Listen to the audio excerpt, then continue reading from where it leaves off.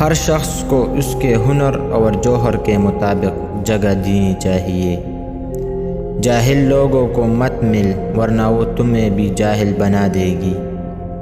زیادہ سنو اور کم بولو، عبادت میں دل کی، مجلس میں زبان کی، غصے میں ہاتھ کی اور دسترخوان پر پیٹ کی حفاظت کرو۔ حکمت اور دانائی مفلس کو بادشاہ بنا دیتی ہے۔ مصائب میں مت گھبراؤ کیونکہ ستارے ہمیشہ اندھیرے میں ہی چمکتے ہیں۔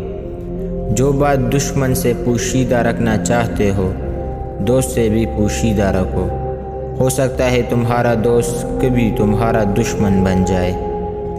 وقت کی اگر قیمت ہے تو اس کا صحیح استعمال ہے۔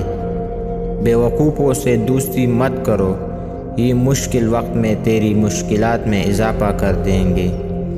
جس طرح بارش خوش زمین کو زندہ کر دیتی ہے، اسی طرح علماء کی صحبت سے دل زندہ ہوتا ہے۔